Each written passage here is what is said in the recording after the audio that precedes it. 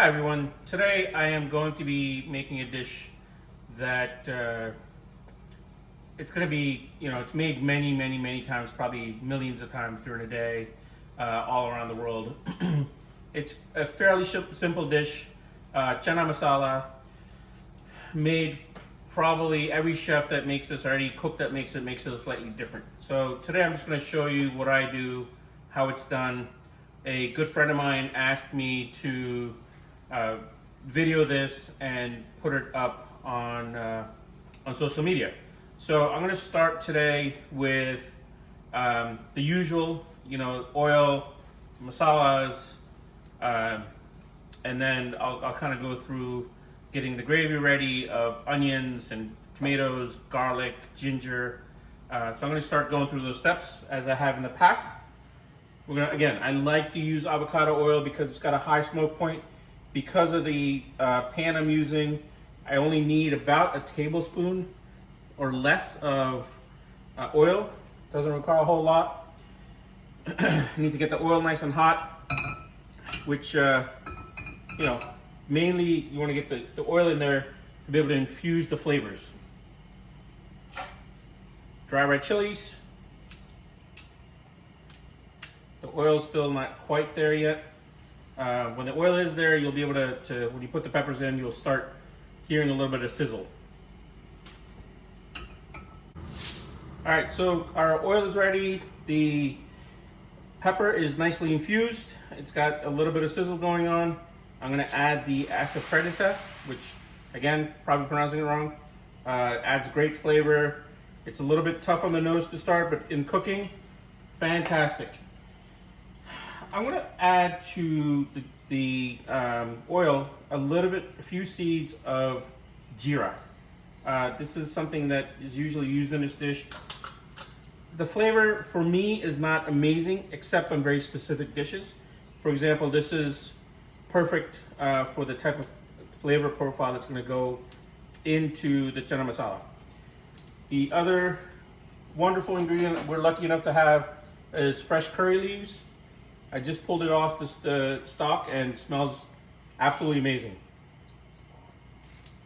Like I said before, be careful because you will see that happen.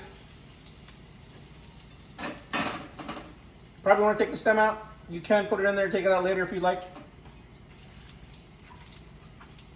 All right, this is coming along nicely. Just by putting the curry leaves in, you're already starting to smell the flavors coming through. At this point, I'm gonna add Chana Masala powder, which you can get in pretty much any Indian store. It's got garam masala, it's got dhania, it's got jeera, mango powder, all kinds of stuff in there. Find one that you like and just use it. I'm not gonna put the whole thing in there. I'm gonna put enough in there to infuse in the oil once again. It's already starting to smell like Chana Masala, believe it or not. If you take a look closely here, the oil is doing its job of infusing all these things together. I'm going to follow this up with onions.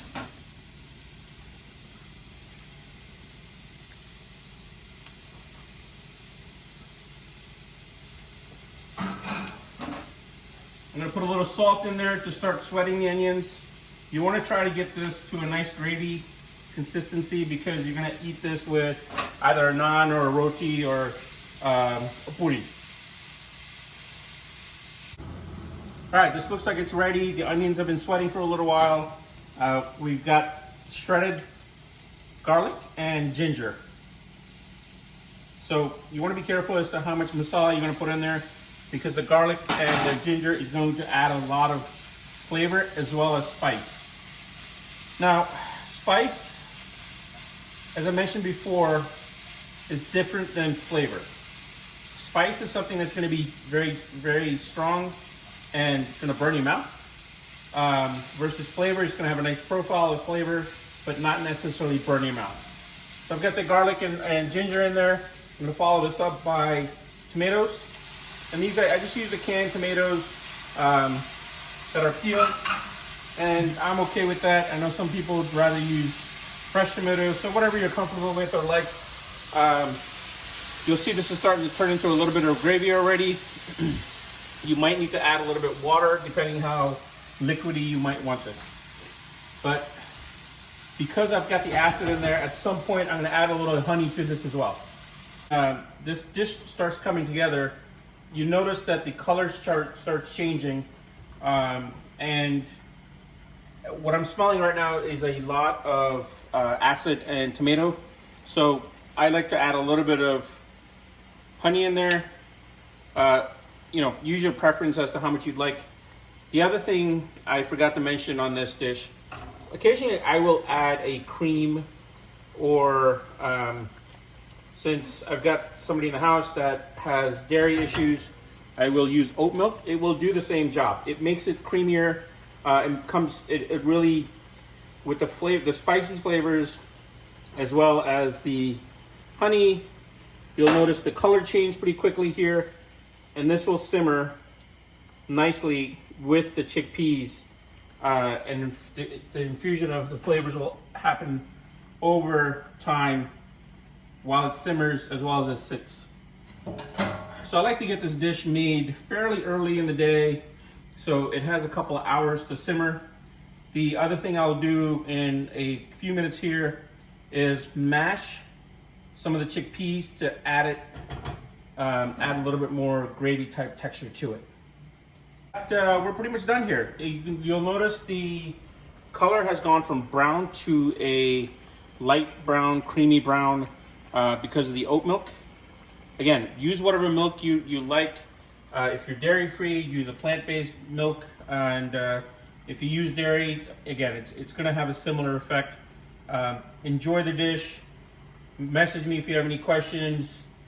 As I mentioned before, there are probably a few million people that make this dish a few million different ways.